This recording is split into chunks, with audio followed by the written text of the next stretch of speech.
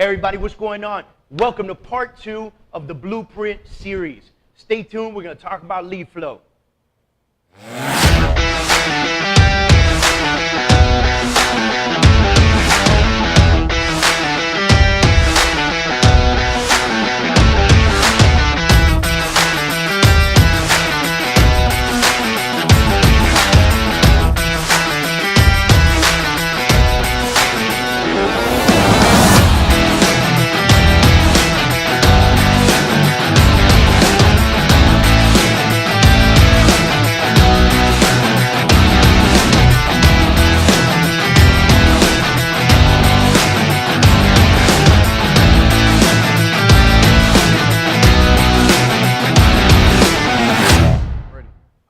What's going on, everybody? Lead flow, where does it come from?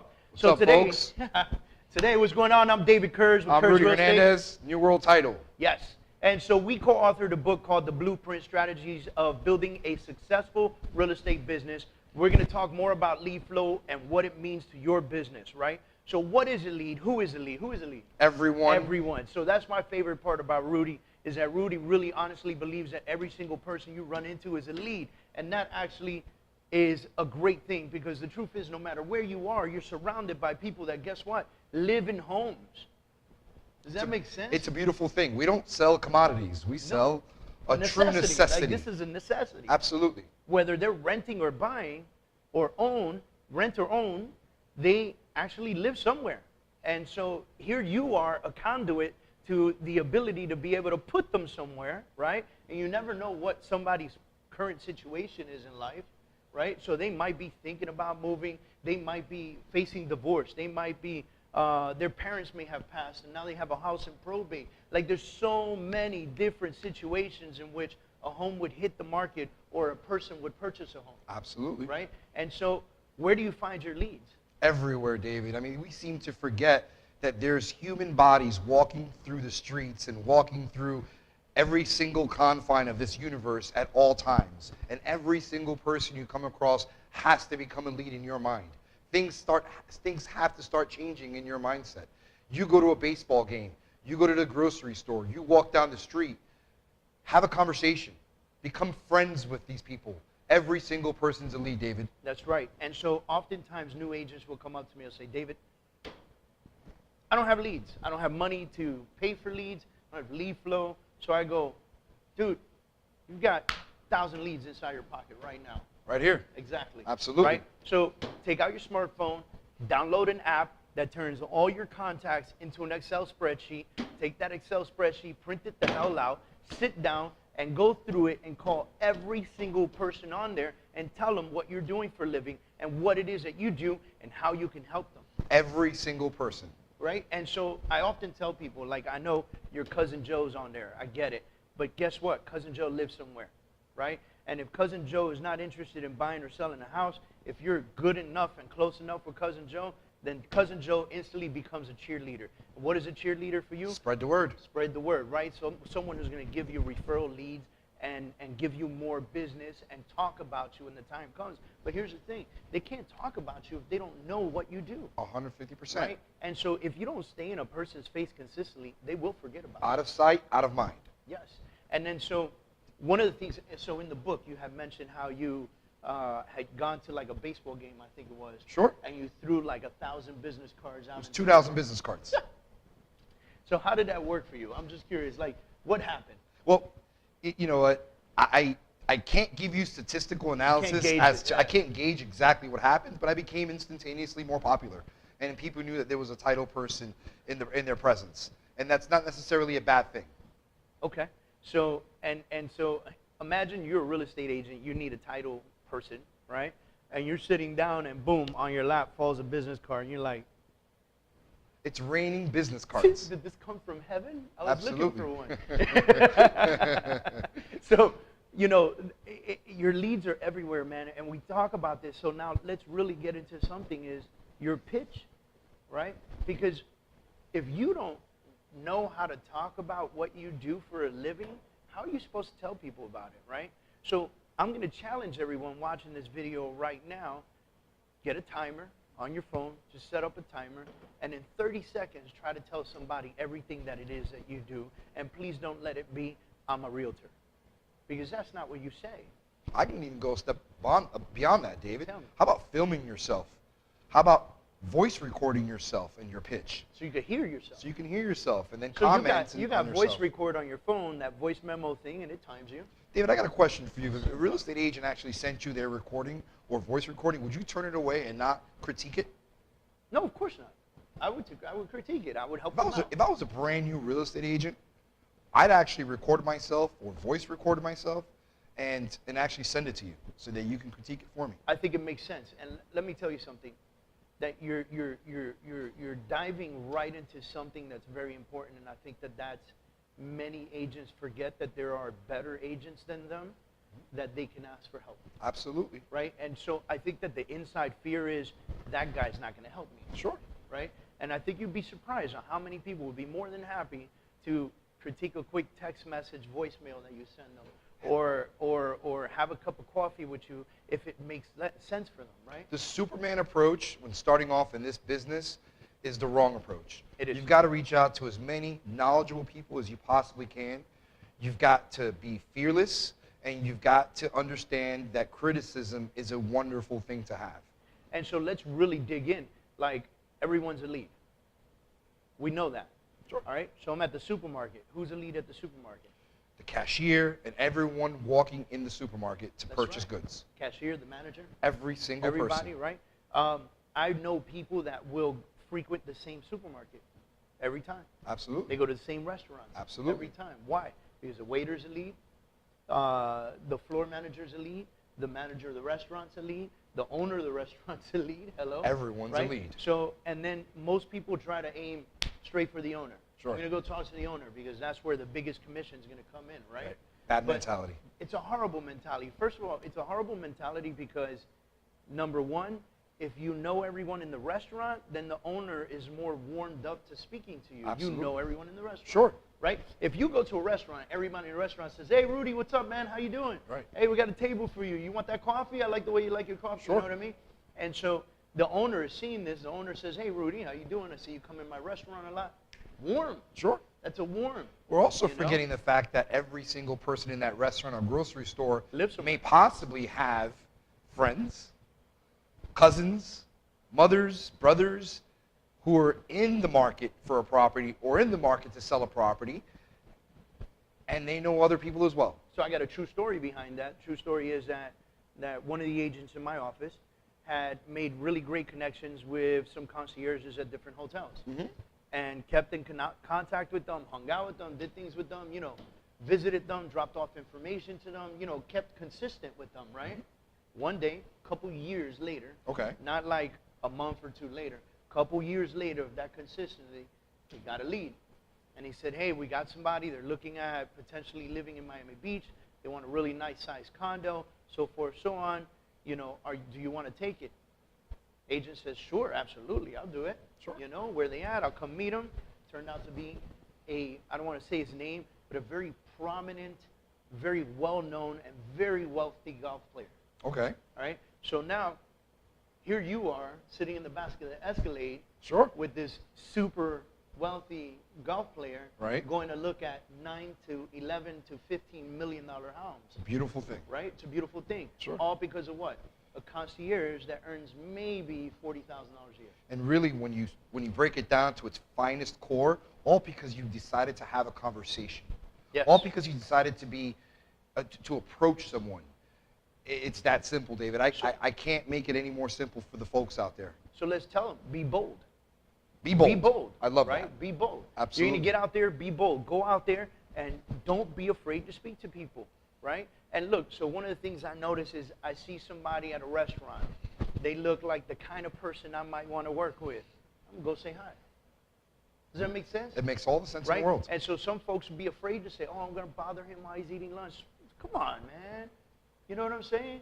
You want to meet that person, introduce yourself. Mentality has to change. It Stop has being to. afraid. Be It has bold. to. I But- like and that. and we talk about it a little bit before. Your 30-second pitch. How much are you really going to bother them at their lunch in 30 seconds? Not much. What is the goal of your 30-second pitch? It's for you to tell them what you do and to set up the next meeting. You're going to close them with setting up the next meeting. Hey, here's my info. Can I have your info? I don't want to bother you now. Let's try to have coffee next week. I'll go a step further than that. Not only are you going to tell them what you do, but you're going to tell them that you're the best at doing what it is that you do. Absolutely. Confidence plays a big role in this. Oh, my God. Just being able to approach someone shows the other person how confident you are. It's your poise. It's the way you stand. It's the way you look at somebody in the eye. The firmness of the grip of the handshake. Sure. There is so much that goes into your confidence. If you walk up and you're timid, just don't do it. Forget about it. Forget right? about it. But if you're willing to be bold, if you're willing to move forward, if you're willing to attack what it is that you want to eat. In order to do what? To change your life. To change your life, right? And so let's talk about lead flow. Let's talk about a database. Sure. A full database with lots of leads in it and a full pipeline solves all problems. I'm sure that it would for most. Solves all business problems. Sure. Right? Yeah. Your financial problems and your business problems are, They those commingle. don't exist. They commingle. They commingle, Sure. but they don't exist. They're not problems. They won't be. If you have a full pipeline and you're closing all the time, Absolutely. you're getting deals done. Sure. Right? And the only way to close all the time and get deals done is to develop an amazing lead flow. You start with your sphere of influence. Your sphere of influence, right? But then somebody asks, how do you get past your sphere of influence? We'll talk about that in one of the next chapters. So right now, let's talk about networking events. Why do you go to networking events? To meet people, David. To meet people. It's real Period, end simple. of story, right? Absolutely. Right? So I heard once, again, no names, a very prominent real estate owner. Right. And he said, business owner. And he said that real estate agents networking with other real estate agents it was a waste of time because a real estate agent is not going to buy a house from another real estate agent. And in my mind, I immediately got turned off by the entire presentation, and I was gone.